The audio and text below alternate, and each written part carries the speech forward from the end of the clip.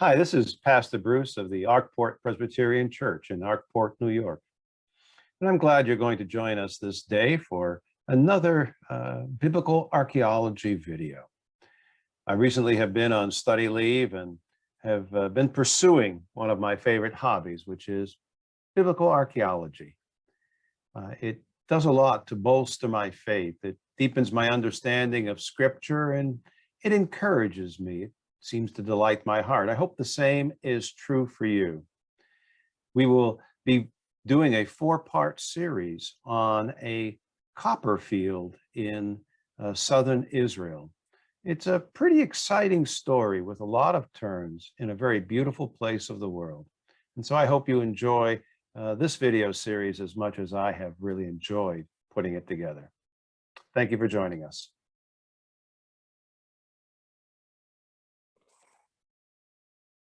Well, welcome back to our biblical archaeological video series on the Timna copper field in the Negev desert. In part 1, we covered what I called the Egyptian story, and now we're in part 2. We're going to cover what I'm calling the Jewish story.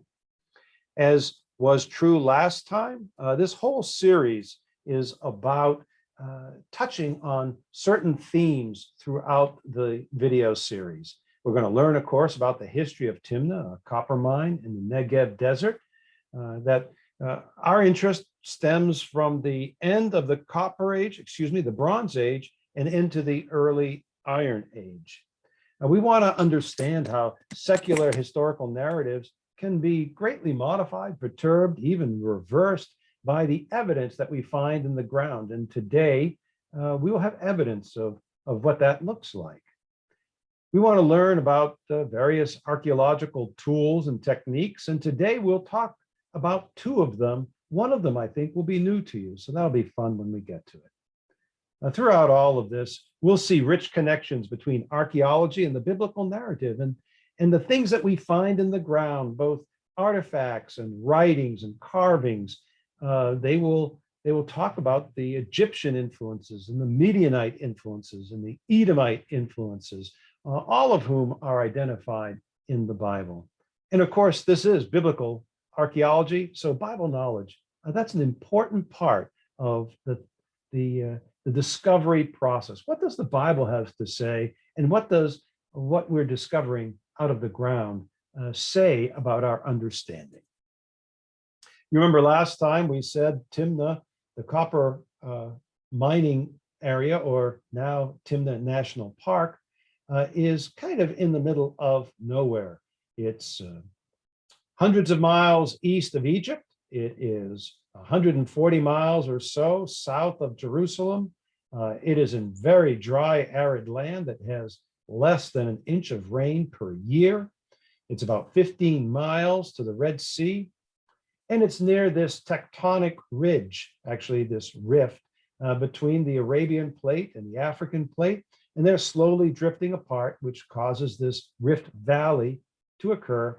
And we just said that where there's a rift valley or where tectonic plates come together, we should anticipate earthquakes. And yes, there are a lot of earthquakes in Israel. And there are a lot of earthquakes even down there in the Timna National Park region.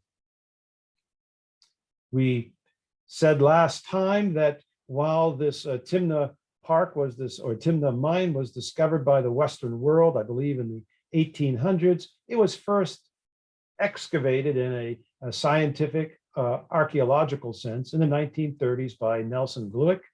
And it was Nelson Glueck who identified this copper field with King Solomon. And that was the narrative for some 30 or so years.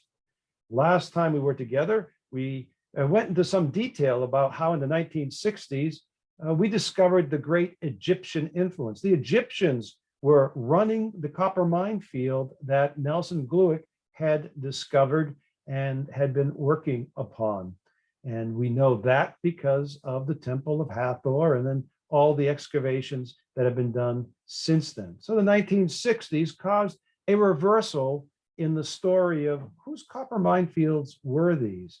And that was the storyline from the 1960s until about 2012.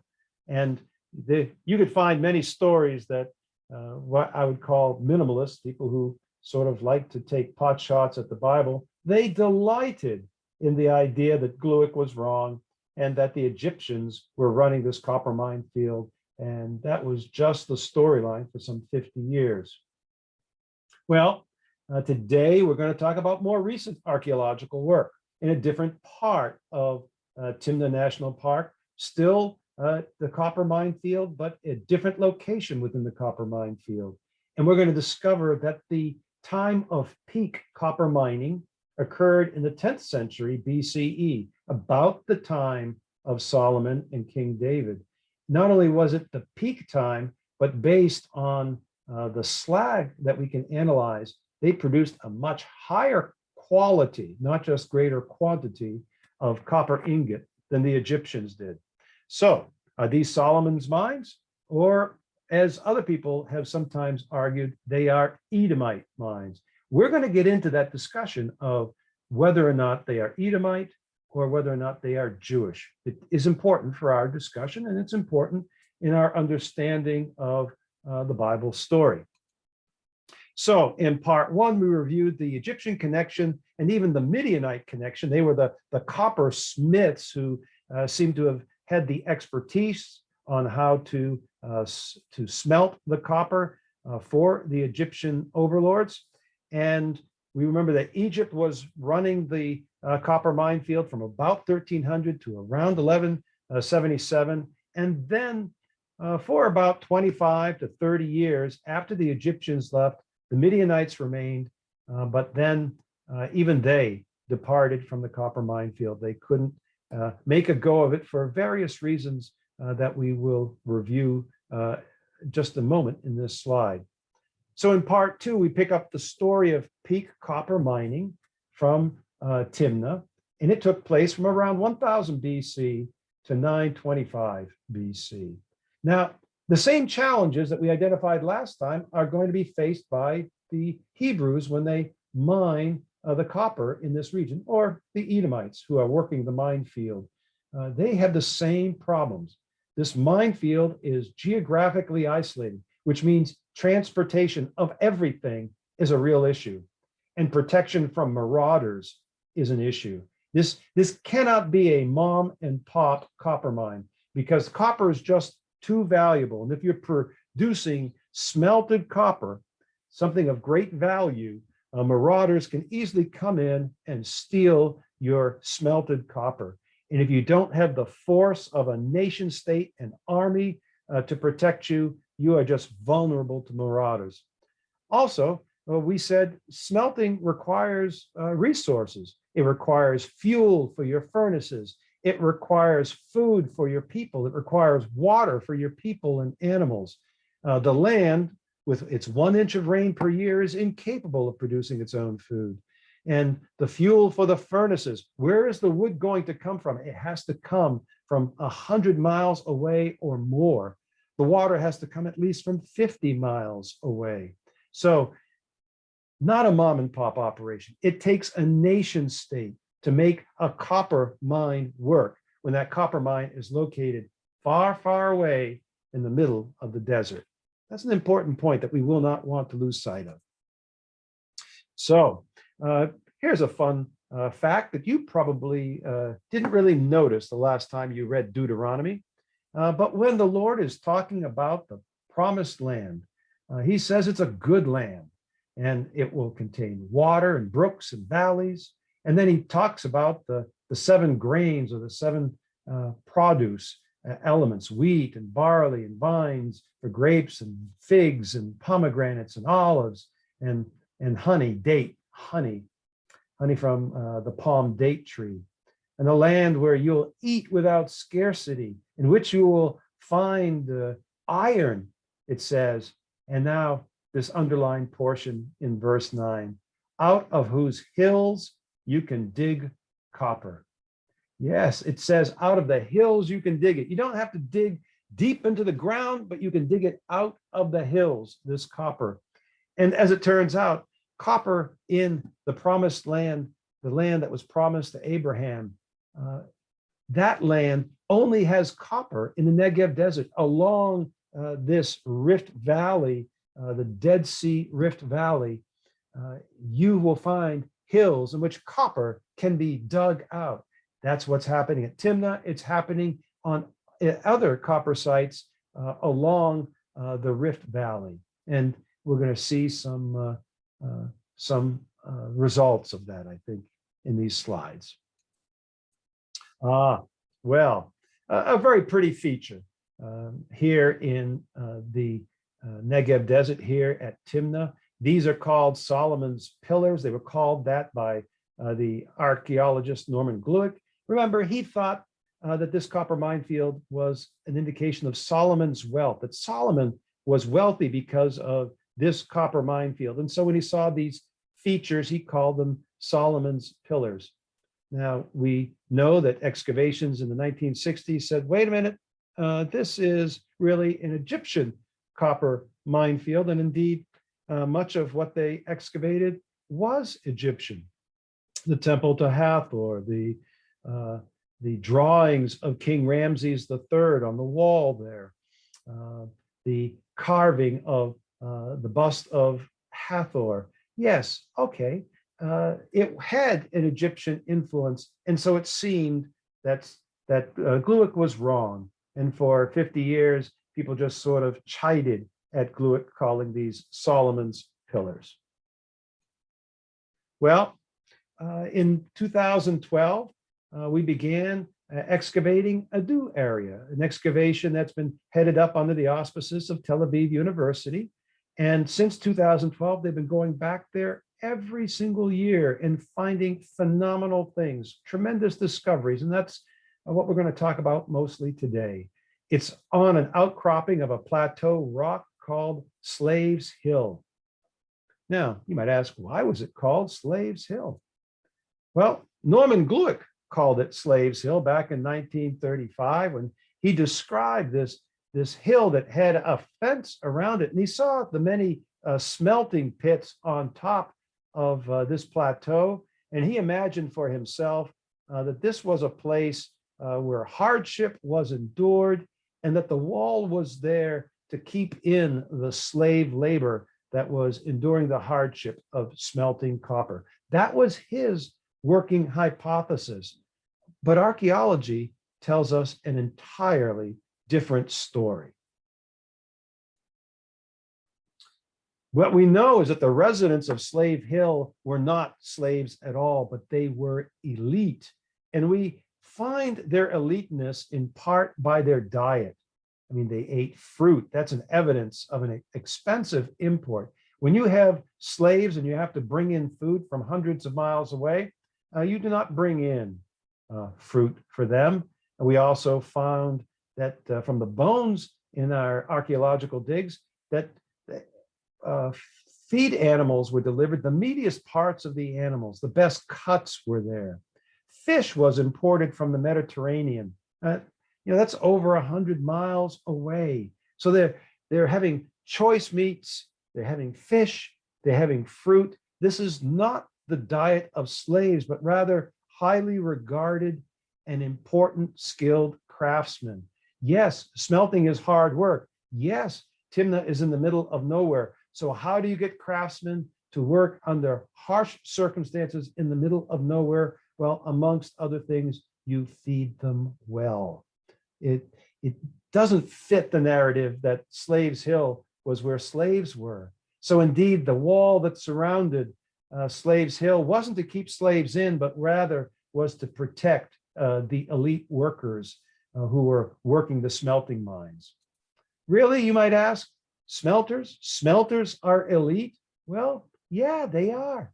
They have a skill. Even the Egyptians didn't have smelting skills. They used the Midianites at their copper fields in the Negev as their metalsmiths. Well, here we find that there are lots of parameters to smelting copper. If you're going to produce high quality copper ingots, you have to make sure that you know that it has the right amount of oxygen, it's at the right temperature for the right amount of times, that you're adding the right mixture of minerals. It is said, and I'm quoting from an article, that the smelter needed to manage between 30 and 40 variables in order to produce high quality copper ingots. And based on the slag that we find on Slaves Hill, we know that they had very advanced copper smelting methods, and they were producing very high quality copper ingots at this site from the period of about 1000 BC to 925 BC. And from this Popular Mechanics article in 2019, copper was the must-have tech of the ancient world, and the Edomites were its masters. So we have the Edomite people, evidence of the Edomites working the minefield at Timna. And so that gives rise to the hypothesis that some have that it was the Edomites who owned the minefield because it was the Edomites who worked the minefield. Well, we're going to have something to say about that. We discovered these fantastic donkey stables here at Timna. And in this excavation of the donkey stables, it is said that they had, and I put in quotation marks, fresh manure. Now, the manure was radiocarbon dated to be 3,000 years old, putting it in the 10th century BC. It's putting it in the time from about 1000 BC to 925 BC, the time of King David's rule and the time of King Solomon's rule. And as we did analysis on this fresh manure, we could find pollen in the manure and seeds and fauna, what type of hay they were eating. The animals were fed both hay and grape pomace, and those are considered high quality sustenance for those beasts of burden. And when they did the analysis of the pollen and the seeds and the fauna, they found that it all comes from the area of around Jerusalem. So Jerusalem is the pipeline for sustaining this copper minefield. Isn't that amazing? And at this location in Timna, we're finding the 7 plant species that were mentioned in Deuteronomy 8 when God is describing the promised land. We're finding evidence of wheat and barley and grape and fig and pomegranate and olive trees and of the date palm which is used for producing honey. One of the things that we discovered was there were a lot of seeds there that we could radiocarbon date reliably back to this time period of about 3,000 years ago. And those seeds were viable. We have never found such a cache of uncharred seeds that were viable. They were germinated. And so now we're actually growing date palm trees from 3,000 years ago. And now we're able to actually create honey as the Bible describes it, because honey isn't really produced from bees very often. There is the story of Gideon where he had bee honey, but most honey is going to be from the honey dates. And now we are able to, for the first time, really understand what the honey was that the Hebrews were talking about in the Old Testament. Pretty exciting stuff. Well, let's go back to this idea that Timna is being run by the Edomites. And we should remember that not all of Israel, not all of the promised land was captured right away. The conquest took a long, long time. In fact, it wasn't even completed by Joshua in his lifetime, and it wasn't completed in the time of Judges. In fact, it wouldn't get completed until the time of David and then expanded by Solomon. I have this text from Exodus 23. The Lord says, I will not drive them out, the Canaanites. I will not, or the people who dwell in the land. I will not drive them out before you in 1 year, lest the land become desolate and the beasts of the field become too numerous for you. Little by little, I will drive them out before you until you have increased and you inherit the land. Let's continue in verse 31. I will set your bounds from the Red Sea to Philistia and from the desert to the river. So this land of the Negev down towards the Red Sea, it's part of the promised land. It's part of where the copper will fall out of the hills, the promise that God had made to the Hebrew people. That land will be yours someday, God is saying in Exodus, but I'm only giving it to you over the expanse of time, and not all at once. And we pick up that thread in Joshua at the end of Joshua's life in Joshua 13. I'll pick up on verse 1. When Joshua had grown old, and the Lord said to him, "You are now old, and there are still very large areas of land to be taken over."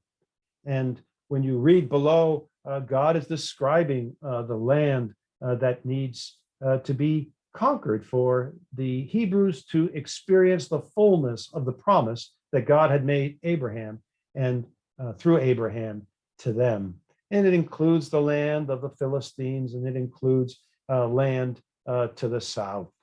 So that's kind of a background. We should know that the land of the Negev was not immediately conquered when the Hebrews came through the desert into the promised land and began the conquest with Joshua. And that brings us to our 2 Samuel text, because it is David who secures this area of the promised land. And just reading the text, David became famous after he returned from striking down 18,000 Edomites in the Valley of Salt. The Valley of Salt is south of the Dead Sea. It's along the Rift Valley between the Dead Sea and the Red Sea. Continuing with the text, verse 14, he put garrisons throughout Edom. David put garrisons throughout Edom, and all the Edomites became subject to David. The Lord gave David victory wherever he went. And that draws us into that map that's in the lower right-hand corner. That red blob, that is the area in which David's kingdom is said to exist, the area under which he had direct or central administration. He is running the area of the Negev desert that's on the west side of the Jordan River, on the west side of the Rift Valley. And that is where Timna is, in the red. Even to the east of that red blob, to the east of where Timna is, that's where the rest of Edom is found.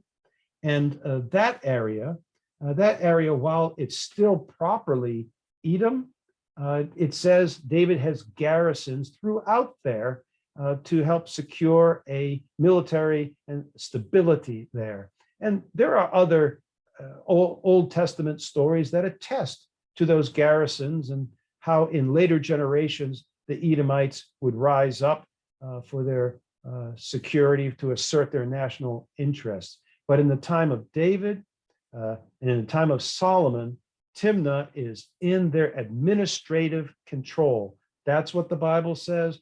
That's the best understanding of what is going on. Well, if David secures this area for copper mining, the copper mining seems to take place mostly in Solomon's time. And it's said that Solomon built a fleet of ships on the Red Sea, Ezion Geber. We don't know exactly where that is. Archaeologically, we haven't discovered a port that we say reliably is that port, but we know it was on the Red Sea. Solomon's navy was not a military or imperialistic navy, but rather it was a commercial fleet. It was there for the purpose of trading. And Solomon had a friendship with King Hiram of Tyre. He had a friendship with him through marriage. And in King Hiram of Tyre, he had a real navy and he had real sailors. And he brought his sailors to teach the Israelites how to sail, because Israelites and the sea are not close friends. And so it's very unusual to find Jewish or Hebrew sailors. But with the help of King Hiram, they had a commercial fleet. That's what we find in 1 Kings and 2 Chronicles. And we're told in those books that Solomon's fleet completed 3-year expeditions to import all kinds of expensive and exotic cargo, like gold and silver and ivory and apes and peacocks. Well, how would Solomon pay for gold and silver and ivory and apes and peacocks. How did Solomon acquire his wealth? This whole line of questioning really forces us to consider two questions. One, could Solomon have built a navy on the Red Sea if Edom was not a vassal state? I mean, if Timna did not belong to to Israel, if Timna wasn't theirs, but rather belonged to the Edomites, as some people argue, if Timna belonged to the Edomites, how would Israel have a navy on the Red Sea? And why would they have a navy on the Red Sea? Why would they put a navy on the other side of an enemy? And to get to it, you'd have to cross through a barren desert. Doesn't make a lot of sense. And that is related to the second question. Why have a port so very far from the rest of Israel? Well, I have an answer to that. And the answer is that the Bible says Timna belonged to Israel. I don't care who was working the mines. The Edomites could work the mine, just like the Midianites worked the mine for the Egyptians. But the Bible says David and Solomon owned Timna. Well, if you're producing this very heavy and very valuable copper, you have choices. You can bring that 140 miles north to Jerusalem over desert, or you can bring it 15 miles south to the water and bring it by boat. And I believe the answer is they brought it by boat. And they brought it from Timna to the seaport, and then the ships left the Red Sea to go on these expeditions, and they traded this very valuable copper for valuable gold and silver and ivory and these exotic things like apes and peacocks. That seems to fit the details of the Bible much better than that Edom somehow owned Timna just because Edomites were running the mine, or we find evidence of Edomites living on Slaves Hill. So I always delight when minimalists take a hit. If you're not familiar with that word minimalists, they are of the mindset that nothing in the Bible is to be trusted or believed until you absolutely have to believe it. And it's a really terrible mindset to have. It's not an open mindset at all. It's a very negative mindset. It stems from a belief that the Bible was written principally around 500 BC, not before, and it was written by a slave people in Babylon to give them courage and to give them a national identity. But it's a completely made up religion. That's what minimalists believe. And so the whole story of the Exodus, the whole story of David, the whole story of Solomon, that's all just make-believe as far as minimalists argue. And, oh, by the way, minimalists used to argue that Edom was not even a nation state until about the same time period of 600 BC. And so the minimalists would look at Numbers 20 and say, yeah, that's just a made-up story by ignorant slave people in Babylon. And the story here is that when Moses was bringing the Hebrew people into the promised lands or towards the promised land, that they asked for permission from the king of Edom if they could cross his land. And the king of Edom said, no way. And it was a harsh rebuke. You shall not pass, lest I come out with the sword against you.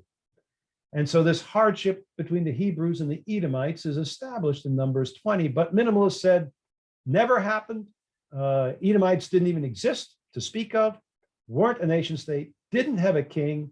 This whole story is thus confidently we can say this whole story is made up. Well, as soon as we discovered in the last 9 years what's going on at Timna with this very sophisticated copper mining and evidence that these were Edomites, all of a sudden, okay, the Edomites did exist in the 10th century. Absolutely. No doubt about it. Very sophisticated state. Just don't tell us that it was Solomon or the Jews or the Hebrews, because we refuse to believe that. But of course, it's okay for it to be Edomites, even if we were saying they didn't exist for another 400 years. It's kind of funny. Minimalists are always backing up because evidence is either always ambiguous or affirming of the biblical account. And so the longer you wait, the less minimalists have to say. And it's something that delights my heart. I don't know if it delights yours. Well, let's move on.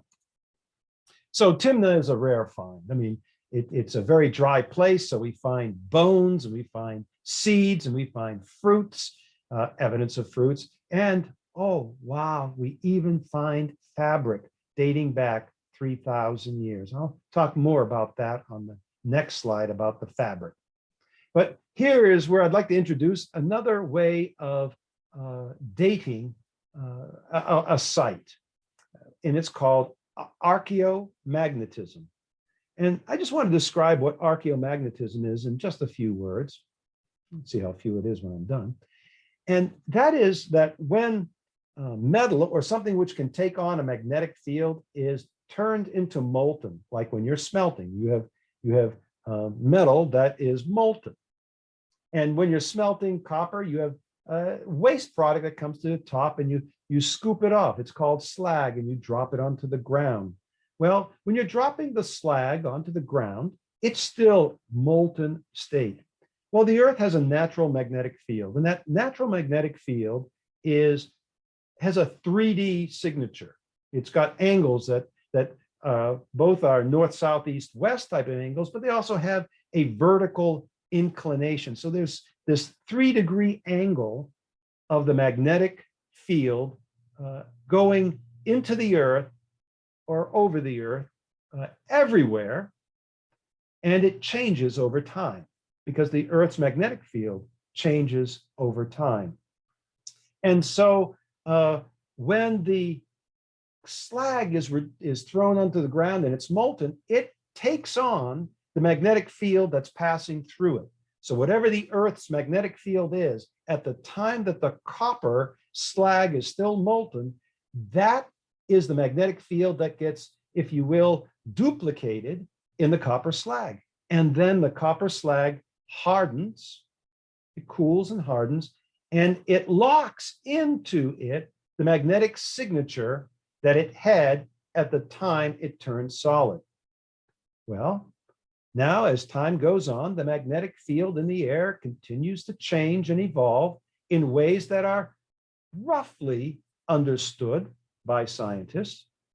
And the slag doesn't change because its magnetic field has been sealed when it turns solid. And so there will be a difference between the material that had been molten and now is hardened and the current magnetic field that's passing in the air and around it. And archaeomagnetism is the science of taking the magnetic field that is in the slag in this case and trying to determine when did the Earth at that location, when in time at that location, did the Earth have a magnetic field that looked like the same magnetic field we find inside the molten copper. And when we do that, we find that there is good dating back to the time of Israel doing the smelting on Slaves Hill from the 10th of 1000 BC to 925 BC. Now, many people would take issue and say, that's a little extra precision. That is overly precise. And there's a lot of nuance here, and I'm not trying to give you a whole lesson on archaeomagnetism. But what I will say, archaeomagnetism has conclusively proven for us is that what we are associating with Egyptian copper mining took place at an earlier age than what we are associating with Hebrew copper mining, that they have this separation of some 200 years or so.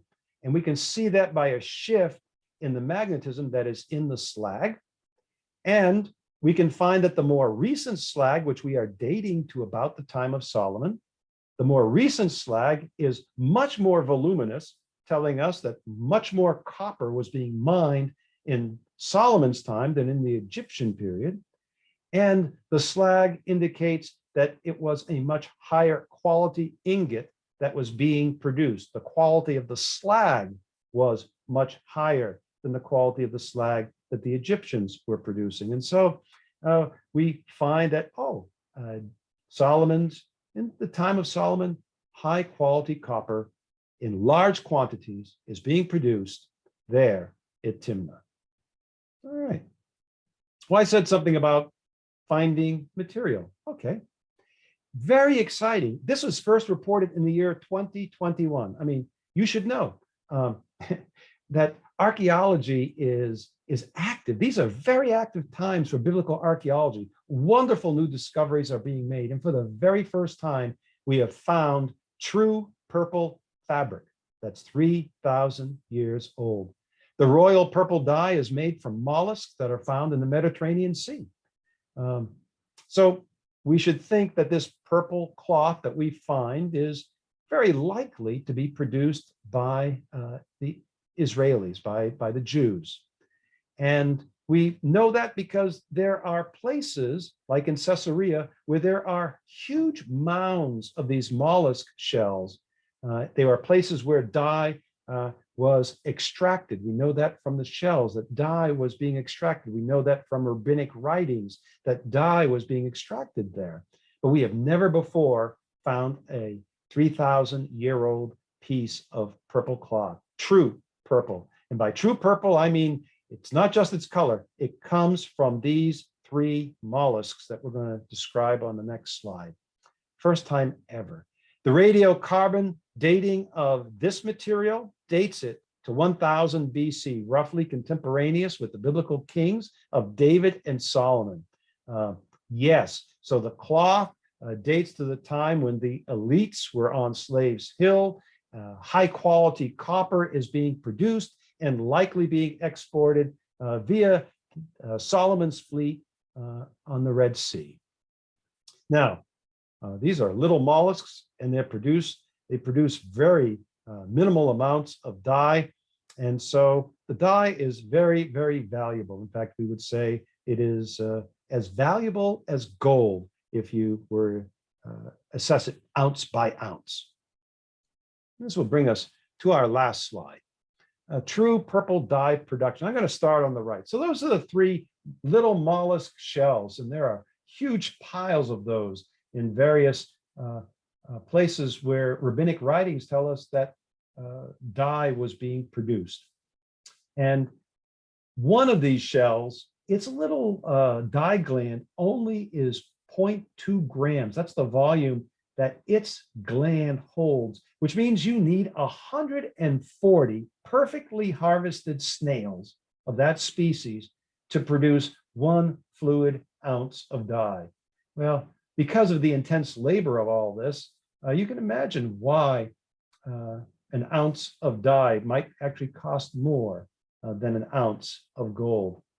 So it is these three species of snails that give rise to true purple. And that piece of fabric that I showed you on the previous slide, it was analyzed to have true purple from each of these different snails. Each snail has its unique DNA, and that DNA can be found in the dye that's produced. And it's interesting enough that it is now currently thought that the true purple that goes into royal robes, the same dye is used to produce the blue or the azure tachelet. So you have the royal purple, but you have this priestly tachelet blue. And the same dye is used, and it seems that you make it blue by altering its exposure to sunlight. So very interesting process. So the tachelet and the true purple are very, very valuable colors, very rare colors, and that's what we should know. Well, that is it for today's lesson on the Jewish story. I hope you see just how wonderful God's provision had been for the people of Israel, promising them copper from the hills in a land that was promised to Abraham and his descendants. But God said you would only gain access to them slowly and over time, and that it was David who conquered this promised land that is in the Negev, that goes to the Red Sea, that in Timna we have copper that is just flowing out of the hills to be mined, and that the fleet of Solomon that is in the Red Sea is a fleet that can take that copper and both create wealth for Solomon and for the kingdom of Israel, but also can be traded for other precious commodities. Well, what a wonderful story that is. That distant dry land where the food comes from the Mediterranean and the fuel comes from outside that area to smelt. What we have is a wonderful story of a nation state, Israel, protecting this very distant but very prosperous copper minefield. Well, that pretty much wraps up the Jewish story that we wanted to establish. And next week, we're going to see a little bit of an Egyptian reprise in part 3. Not happy with, the Egyptians aren't happy with what's going on in Israel, and it's going to affect the Timna copper minefield as well. And we'll pick that up next time. Until then, may God bless and keep you. May you delight in God's promises, all of God's promises, because God promises goodness to his people. Until I see you again, take care and goodbye.